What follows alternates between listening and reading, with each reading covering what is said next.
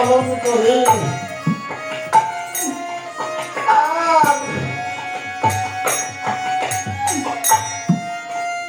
যারা ভক্ত তারা হলো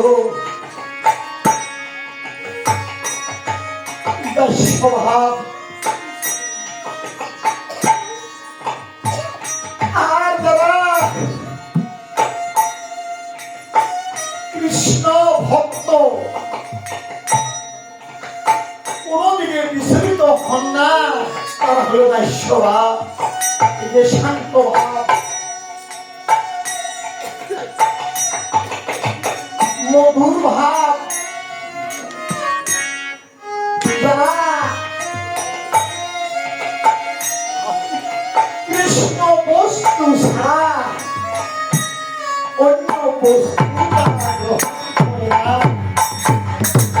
মধুর ভাব,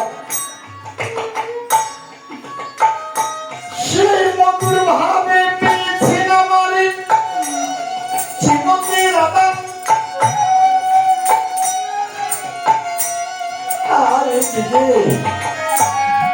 মা তো মধুর ভাবে নাই, মা হলো বাৎসল্য প্রেম। মনে করে আমার ঘরে আমি সন্তান জন্ম ধারণ করেছি, 10 মাস 10 দিন আমি পেটে ধরেছি, সে এমনকি সে আমার সন্তান না চিনে না, বাবাই চিনে না, চিনে কে ভক্তে চিনে, সেই ভক্তে চিনে আমার প্রভুকে। প্রভু কি ধন, প্রভু কোথায় বিরাজ করে,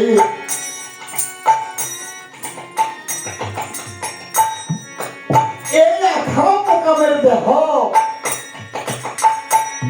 এই দেহ খানা 24 তত্ত্ব, 14 ভুবন, আর হলো স্বরূপ। এই 62 একমাত্র ভক্তে নিরূপণ করতে পারে, ভক্ত ছাড়া এই দেহখানা কে কোথায় আছে নিরূপণ করতে পারে না। আর এদিকে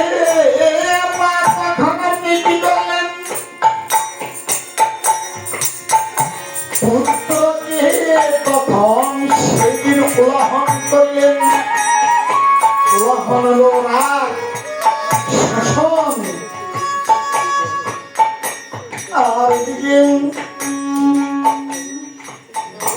এই যে বৃন্দাবন গোসাইকে নিয়ে বিবাহাই কথা আপনি কি বললেন,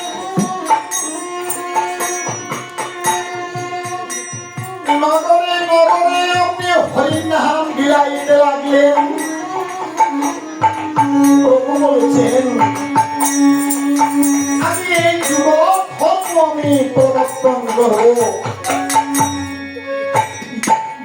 যুগ ধর্ম প্রবর্তন মনাব সংকীর্তন সাই ভাব ভক্তি দিয়া নাচাই মুহু ভুবন। আসলে ধর্ম শিখাম সবাই, আপনা শিখিলে ধর্ম শিখানো যায়, আপনা শিখিলে ধর্ম শিখানো যায়। এই সিদ্ধান্ত গীতা ভাগবতে ভাই। আজকে এই পরিস্থিতিকে উদ্ধার করার জন্য নিত্যানন্দকে বললেন, দাদা রে দাদা আমার এই কলির যে মায়াতে আচ্ছন্ন হয়ে তারা পাপগ্রস্ত হয়ে আছে, তুমি তাদেরকে উদ্ধার করো মহামন্ত্র হরিনাম দিয়ে। তখন এই নিত্যানন্দ কি বলে, এই শিবকে উদ্ধার করিতে প্রেমের বর্ষণা মাঠে দিয়ে অনিতা প্রেমের বর্ষণা মাঠে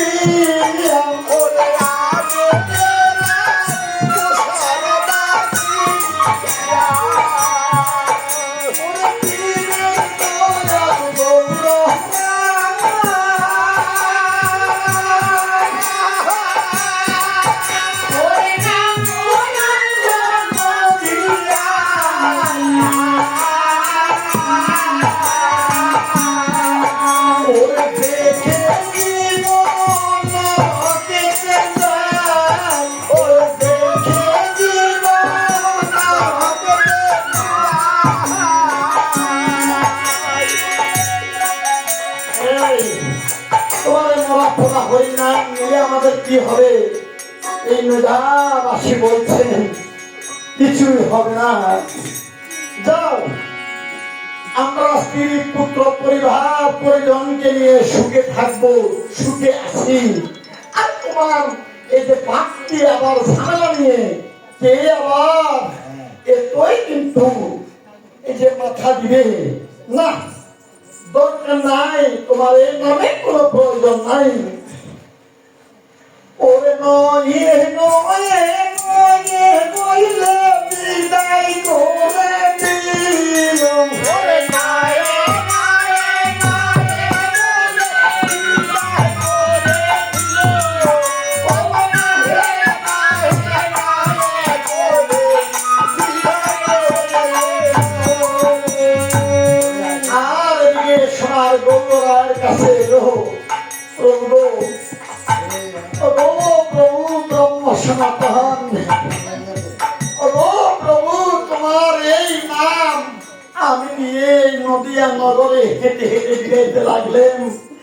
আর তোমার এই নাম দেখে বলছি, আরে আমাকে বিনা করে আমাকে দূর দূর করে তাড়িয়ে দিল।